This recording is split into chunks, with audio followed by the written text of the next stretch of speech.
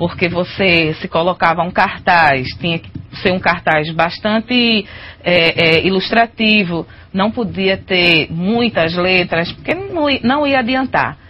E a pessoa que não tem o conhecimento de leitura, ele também não consegue se desenvolver muito.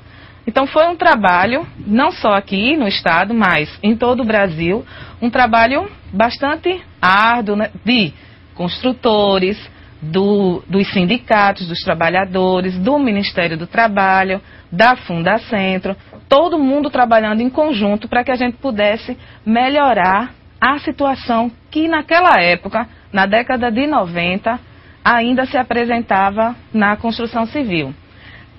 Nessa década, a gente podia dizer que a construção civil, ela tinha o maior índice, não só no Brasil, mas no mundo, de acidentes do trabalho.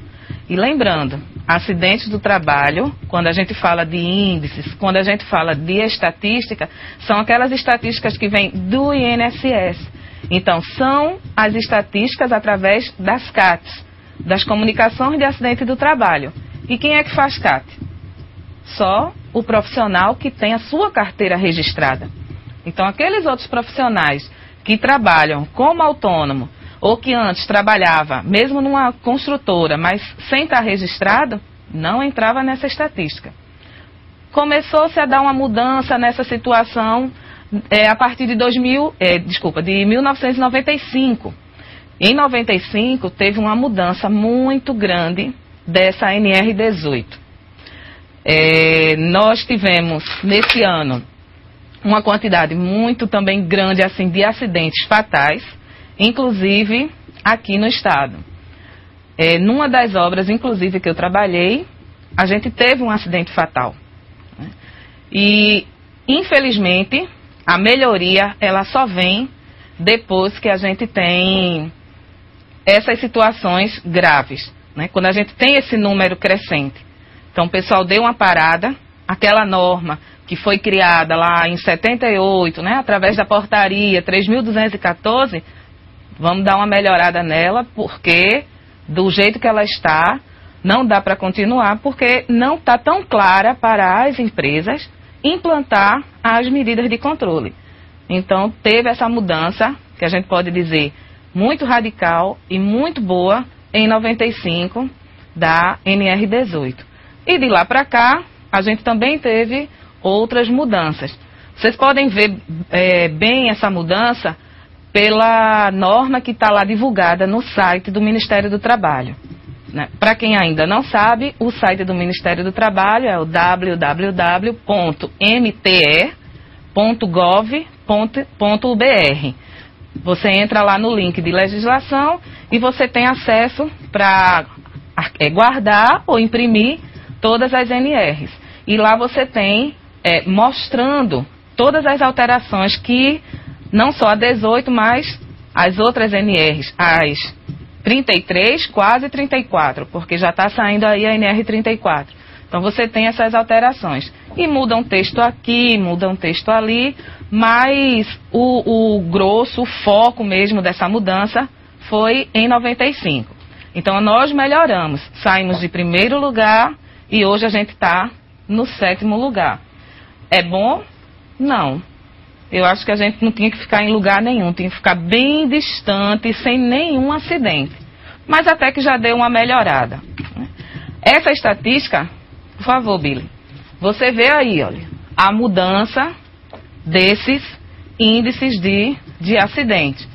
Quando você tem esse gráfico de barras, ou melhor, desculpa, de coluna, você está vendo o seguinte, que o verde são acidentes típicos. Então, acidentes típicos são aqueles que ocorrem no local do trabalho, a serviço da empresa, executando a atividade.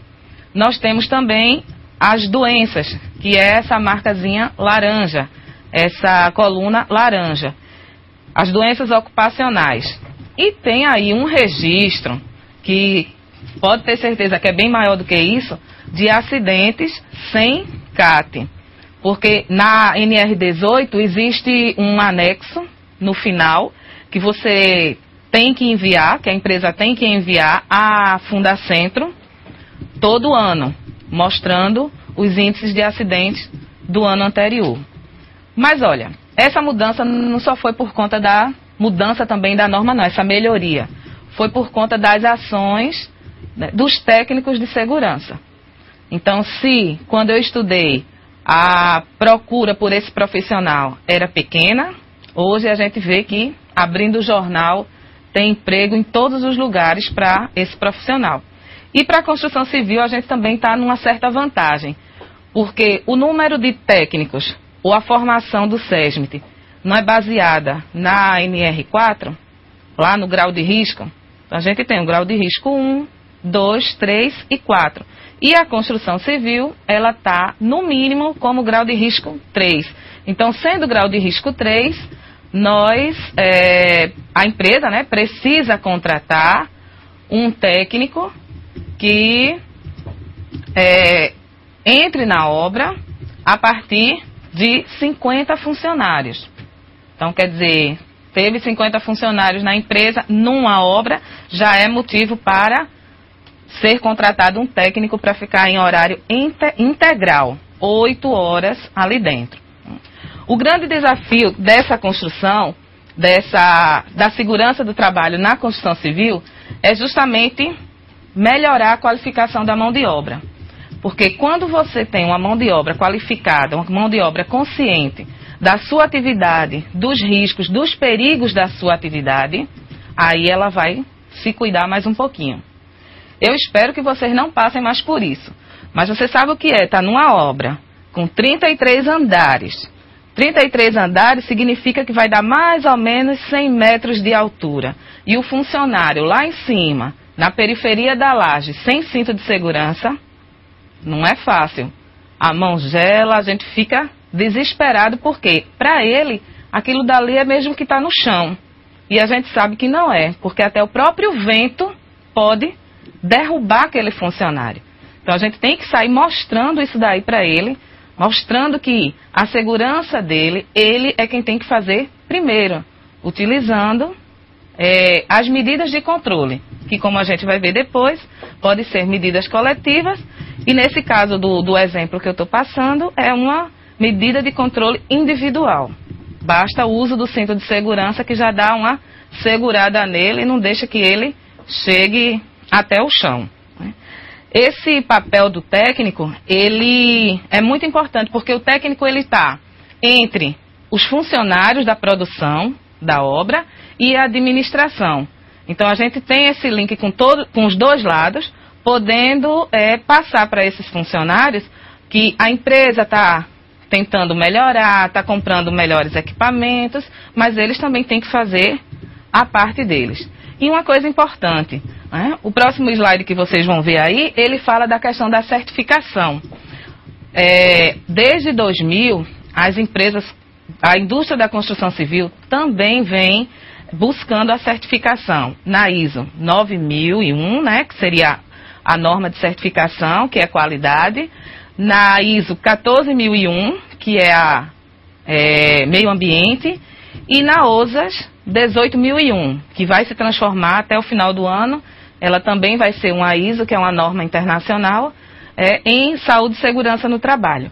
E essa certificação, ela também ajudou, porque as empresas têm que controlar mais, têm que reduzir esse número de acidentes, têm que criar ações para que o funcionário não fique doente. Então, quer dizer, foi uma série de ações que está sendo implantada ainda, para que a construção civil ela possa sair desse patamar aí de pior atividade.